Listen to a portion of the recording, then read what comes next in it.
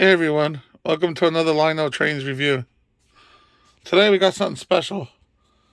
The 1950 Hudson Golden Anniversary 773. In 1950, Lionel introduced the Hudson.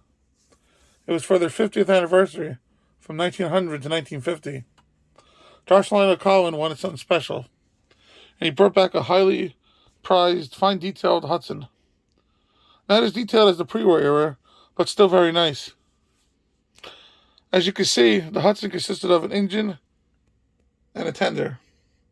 Also, tender box, engine box, paperwork, and very hard to find MasterCard. This Hudson's very clean, as you could tell. The graphics are near perfect. So is the black paint. It's hard to find originals in very clean condition. Originals are always stamped with like a silverish color. If you see white, that means they're most likely reproduction or repainted. In 1964 to early 1965, Lionel reintroduced the Hudson in the post-war era. The way to tell a 1950 from a 1964 is this flange right here. In 1964, this flange was eliminated. So 64 castings don't have that. Sometime at shows, you will see a 1950 tender with a 1964 engine. If it doesn't have this flange, it's a 64. There's a difference in value, especially back in the day. A 64 could run you anywhere between $700 to $1,200. A 1950 could range between $1,000 to $3,000, depending on the condition. And if it comes with all the boxes like this, the MasterCard alone is worth $500 to $800. Another hard to find box is the tender box. The tender box is always missing its flaps due to the weight of the tender. This is one of my favorite locomotives, and also the most valuable and most prized out of the post-war era. The Hudson was introduced for only 1 year, 1950. That, like I said earlier, it was introduced in 64.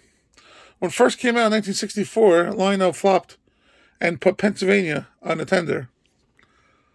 That is the most strangest thing I ever heard of. Why would Lionel put Pennsylvania on a New York Central engine? The Pennsylvania Railroad never had this type. So, late 1964, early 65 production, Lionel brought back the Pennsylvania tender, which is more valuable than the Pennsylvania tender for 64. Also, the tender is not as detailed as this. It's a common plastic Lionel slope back tender. The 1950 came with the more scale detailed tender, which looks similar to like a pre-war type tender. The 773 is a good puller and reliable operator. It looks nice in any layout.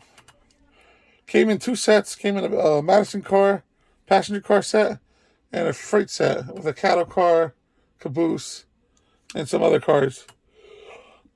They're hard to find with all the boxes. Expect to pay a premium. But if you're a Lionel collector, you need a 773 in your collection. Anyway, thanks for asking. Thanks for looking. Comment down below what you think of the 773. And what's your favorite Lionel post-war steam locomotive?